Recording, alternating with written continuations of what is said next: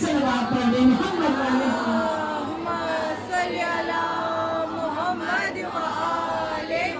اور پھر جب اللہ کے نبی آتے ہیں تو آنے کے بعد علی سے کہتے ہیں کہ علی تمہیں مبارک ہو، دنیا کی تمام بیویوں سے بہتر بیوی تمہاری ہے، دنیا کی تمام عورتوں سے بہتر شریک کی زندگی تمہاری ہے۔ اور پھر فاطمہ تو زہرا سے بھی کہتے ہیں کہ فاطمہ تمہیں بھی مبارک ہو کہ دنیا کے تمام مردوں سے بہتر تمہارا شوہر ہے، دنیا کے تمام مردوں سے افضل تمہارا شوہر ہے۔ اور پھر رسول خدا نے دونوں کے سروں پہ ہاتھ رکھی اور ہاتھ رکھنے کے بعد دعا دی، پروردگار عالم تمہاری نسلوں میں برکت عطا فرمائے، پروردگار عالم تمہارے بچوں کو دین اور دنیا کا مالک بنائے۔ بے شک اگر دین اور دنیا کے مالک حسنین نہ بنتے تو کون بنتا ہے باقاعدہ کہ جس کا نام ہے رحمت للعالمین ہے، جس کا باپ امیر المومنین ہے، جن کی ماں سیدوں کا نساء العالمین ہے، اور جو خود باقاعدہ سیدہ جوان اہل جنہ ہے، یعنی جوانے جتنے بھی جوانان جنت ہیں ان سب کے سردار جو ہیں وہ حسن اور حسین ہیں۔ صلوات پڑھے محمد والے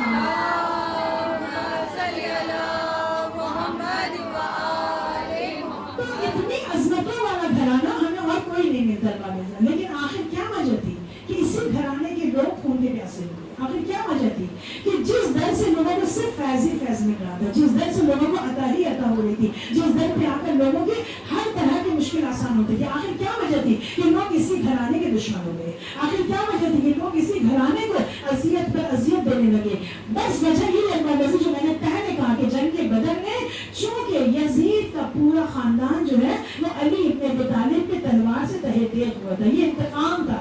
معاویہ کا جو غصہ تھا، معاویہ کی جو ناراضگی تھی وہ یہی تھی کہ علی کے ہاتھوں سب مارے گئے ہیں، لہٰذا اس نے یہ سارے کا سارا بدلہ علی ابن ابی طالب سے لیا۔ یہی وجہ کہ جب یزید کے دربار میں باقاعدہ کٹے میں سر آئے تھے تو یزید نے مسکرا کر یہی کہا تھا کہ کاش میرے بزرگ زندہ ہوتے، کاش میرے جد زندہ ہوتے جو بدر و احد میں علی کے ہاتھوں مارے گئے، آج وہ خوش ہوتے کہ میں نے ان کا بدلہ لے لیا۔ تو یزید نے میرے مولا علی کا بدلہ علی کی اولاد سے لیا، یزید نے اپنی دشمنی جو ہے وہ مولا علی کے بچوں سے نکالی، اپنے جد کا انتقام جو ہے وہ حسنین علیہ السلام سے لیا۔ لیکن زیادہ گرامی یہ وہ گھرانے ہیں باقاعدہ کہ جس کی کوئی ہمسری نہیں کر سکتا، جس کی کوئی برابری نہیں کر سکتا۔ جو بھی اس در پر آیا باقاعدہ ایک مرتبہ باقاعدہ وہ اس در کی فضیلت کو دیکھ کر پھر اس در کو چھوڑ کر کبھی نہیں گیا۔ دیکھتے دیکھتے محرم کی 30 تاریخ ہے نا، آج 30 تاریخ میں ہم وہ مسائل پڑھتے ہیں کہ جس میں ایک دشمن کس طرح مولا کا دوست بن گیا۔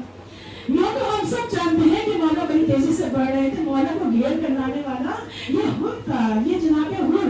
آج جو حر علیہ السلام دیکھیں نا، یزیدی لشکر میں کتنے لوگ مارے گئے لیکن کسی کو نشان خبر کوئی پتہ نہیں، لیکن ایک یزیدی نکل کر لشکر یزید سے حسین کے لشکر میں آیا تھا، یعنی ابلیسی لشکر کو چھوڑ کر رحمت للعالمین کے لشکر میں آیا تھا باقاعدہ۔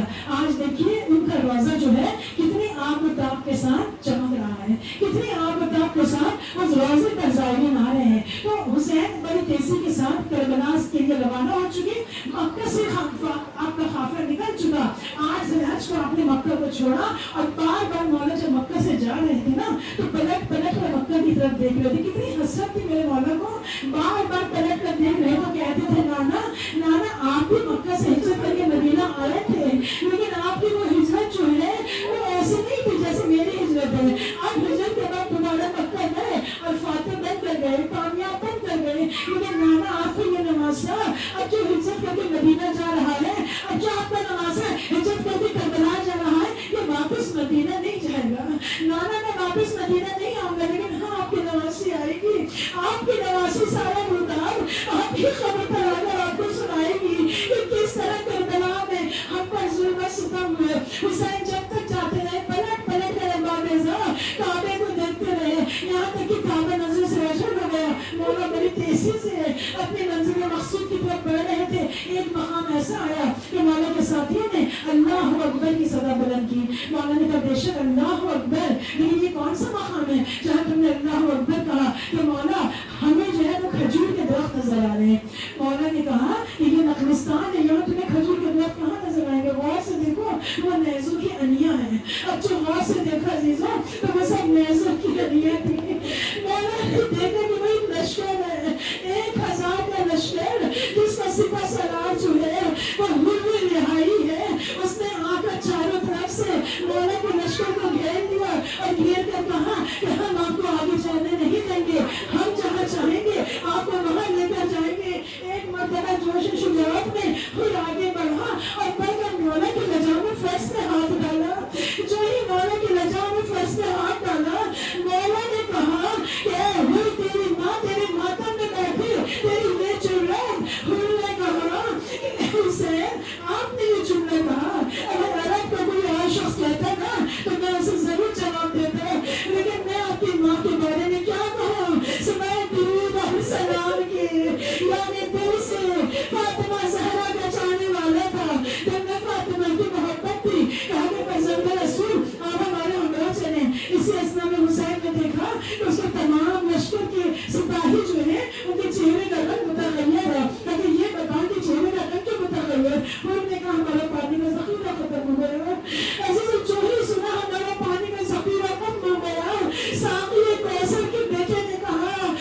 सारी बातें बाद में करना, अकबर आगे बढ़ो, अब्बास आगे बढ़ो, कासिम और मोहम्मद आगे बढ़ो, यजीद के प्यास से लश्कर में पानी पिलाओ, बड़ा आसान फैसला लो, 1000 के लश्कर में खादी पा लेना, हम अपनी जानें कुर्बान करें मौला पर कि वो लश्कर की प्यास से जहाँ बलंद थी उसको पानी पिलाया, और पानी पिलाकर असर नो उनके अंदर वो खुर्बत और ताकत पैदा की कि ताकि करबला के मैदान में अरे यही लोग इन पर पानी बंद कर दे। जब सब पानी पी चुके, यजीद के हुर का एक सिपाही खुद कहता है मैं इतना प्यासा था कि जब मशकीज़ा मेरे मुंह के पास आता था वो हट जाता था। हुसैन जी की मंजर देखकर अपनी जगह से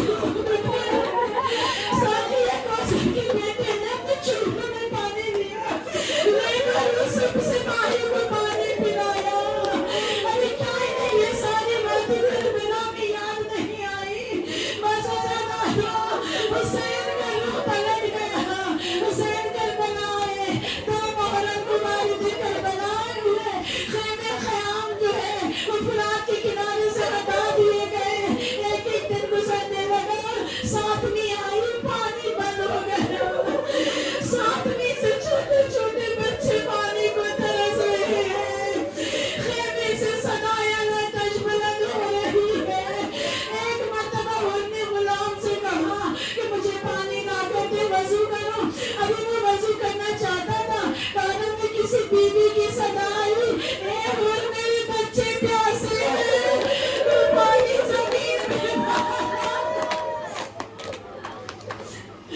उसने तड़प कर हाथ को रोक लिया, कहा किसकी सदा थी?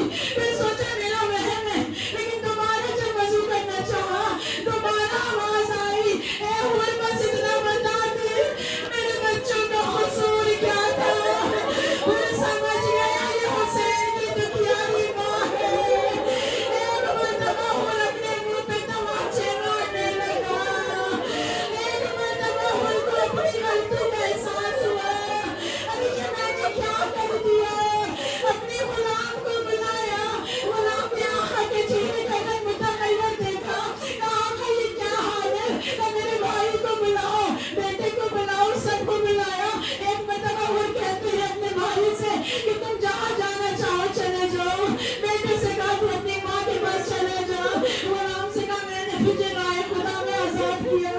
कहा आप कहाँ जा रहे हैं? कहा कि मैं इस इब्लीसी लश्कर को छोड़ कर रहमत लिल आलमीन के नवासे के लश्कर में जा रहे हैं। कहा मगर आका ये फैसला क्यों किया? कहा मेरे हमराह हो, सबको लेकर पग पुश्त खेमा आए। अब जब पुश्त खेमा आए ना, खेमे से सदा आ रही थी,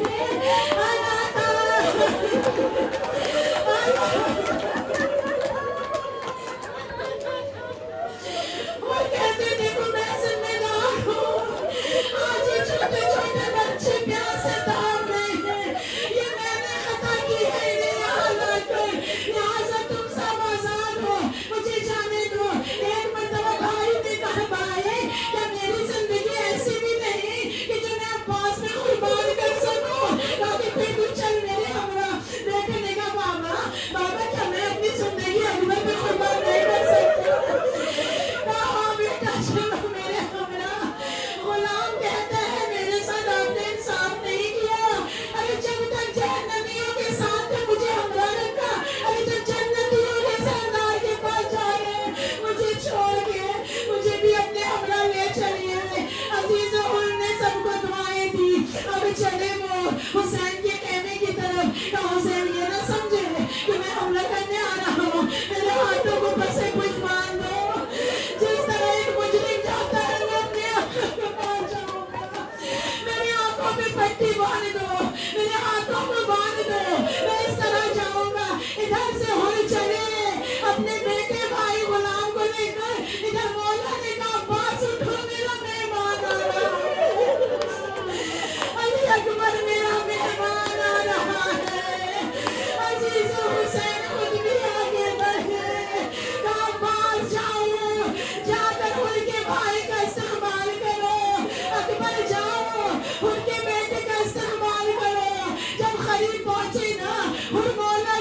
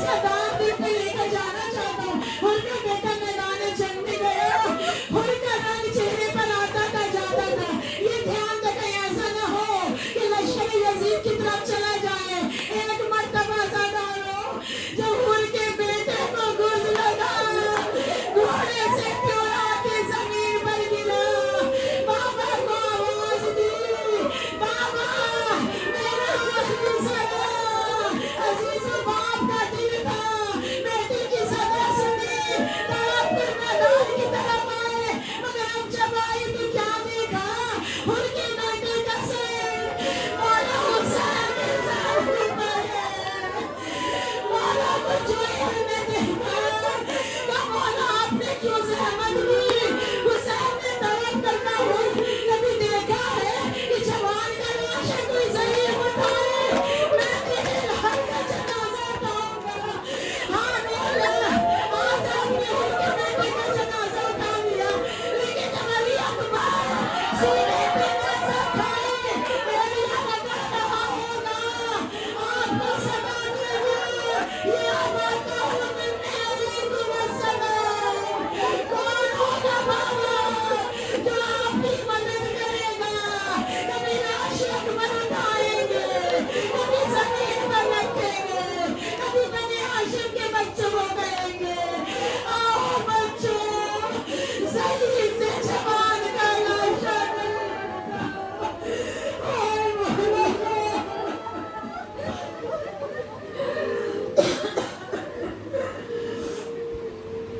محمد علیہ الا لعنت اللہ علی قوم الظالمین وسيعلم الذين ظلموا وإياهم ينقلبون. پروردگارہ ہم سب کی سعادت کو اپنی بارگاہ میں شرف قبولیت عطا فرما. پروردگارہ بڑے کہیں دامن کہیں دست آنسوں کے سوا کچھ نہیں مولا.